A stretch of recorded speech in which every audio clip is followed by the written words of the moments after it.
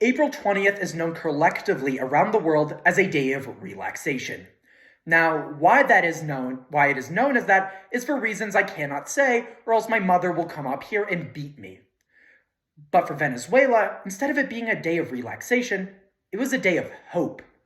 As the Associated Press analyzes just 2 days ago, is that Venezuelan opposition parties have put forward Edmundo Gonzalez as their top frontrunner against president/dictator Nicolas Maduro. Now, Maduro has been known in the past to shut down and prevent opposition candidates from registering for office, as well as even going as far to assassinate them. Nicolas Maduro has also countless violations of human rights abuses within his country. And Gonzalez, a former diplomat, wants to help with the work of the opposition party to change that, leading many to wonder, is that possible with the influence that Maduro has on the Venezuelan government and the population? And so considering that, as Reuters analyzes just 2 days ago, is that over 50% of Venezuelan citizens want Maduro gone, it is essential that we ask, how should the Venezuelan opposition parties prepare for upcoming elections? And the answer is that they need to keep pushing forward and back Edmundo Gonzalez. First is by utilizing relations with the US government. Second is by fighting off legal challenge from Maduro. And finally is by utilizing Gonzalez's experience as a former diplomat. Now, this is probably the first time that the United States has backed a real Venezuelan politician. The last time they did it, they backed a guy who just declared himself the president.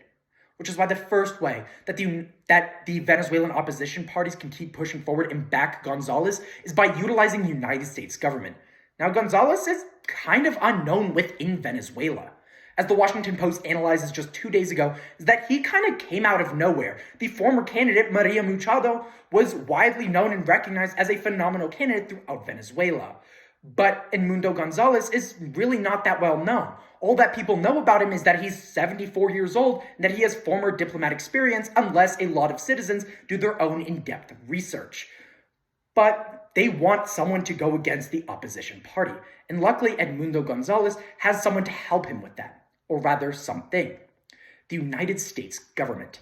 As ABC News analyzes just 2 days ago, is that Edmundo Gonzalez already has warm relations with the United States government. And with the United States government being already critical of the Maduro government, it's clear that Gonzalez can work with the US government to not only get his name out there, but give him the resources that he needs, as well as the backing to, one, protect his own life against any Maduro assassination plots, and two, make sure that opposition parties and opposition members and supporters are aware of who he is and the potential threat he poses to Nicolas Maduro's dictatorship regime.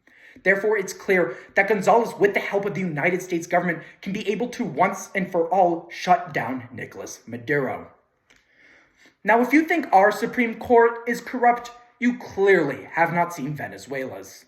Which is why the second way that the Venezuelan opposition parties can keep pushing forward and back Gonzalez is by fighting off against any legal challenges. Now, in the past, Maduro has shut down opposition candidates just like that. As PBS News explains on March 14th of 2024, that former candidate Maria Machado, who won the opposition primaries with overwhelming support, was shut down by the Maduro-controlled Supreme Court because of administrative challenges, and she was banned for running for office for 15 years. Maduro, this is not the first time Maduro has done this. He is ensuring that opposition candidates cannot run if they are critical of him or if they have done anything that goes against the Venezuelan government. Luckily for the opposition party, Gonzalez doesn't violate any legal challenges. As Reuters explains on April 21st of 2024, that Gonzalez is effectively a legal clean slate. With him being so unknown, the Maduro regime really does not have that much against him. He always worked behind the scenes as a foreign diplomat and aide to a variety of other countries. Nicolas Maduro really has no backslash against Eduardo Gonzalez. He has no legal claim over Edmundo Gonzalez not being able to run for office. Gonzalez is professional, robust, and very democratic. He hasn't done anything to rapidly upset Nicolas Maduro. Therefore, it's clear that legal challenges will pop up. But with the foolproof plan of Gonzalez being effectively untouchable, it's clear that Maduro is no more. It's glad to see that we're finally seeing politicians with actual experience instead of their previous experience being that they were a politician. Which is why the final way that Venezuelan opposition parties can continue to push back against Maduro and back Edmundo Gonzalez is by utilizing his former foreign policy experience. Now, Maduro has butchered relations with other countries. As the Council on Foreign Relations analyzes on December 22nd of 2023, now Maduro has not only had sanctions imposed on him by the United States government for human rights abuses, but he has also demonstrated a lack of caring for his own citizens, leading for them to leave in massive amounts, like hundreds of thousands, to other countries, putting pressure on these other countries like Colombia, Peru, and Argentina. And what this means is that these countries and their governments are becoming increasingly more upset at Nicolas Maduro. But luckily, Edmundo Gonzalez has the foreign policy experience, and they need to appreciate and they need to highlight that in order to be able to destroy Maduro.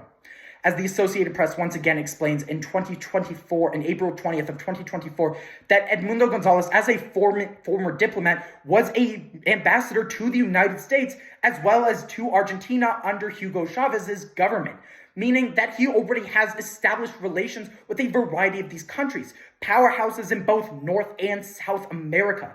Therefore, he can not only use their support, but also be overwhelmingly sure that he has the support of opposition members through his foreign policy experience.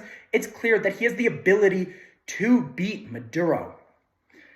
And so, when once again considering that Maduro is a dictator and a tyrant, it is essential that we once again ask, how should Venezuelan opposition parties prepare for the upcoming election? And the answer is that they need to push back against Nicolas Maduro and back Edmundo Gonzalez. First is by working with the US government. Second is by fighting off legal challenges. And finally is by utilizing former foreign policy experience. So while 420 may be a day of relaxation, it's clear that it will go down as a day in Venezuelan history where hopefully Maduro was scared and hopefully defeated once and for all.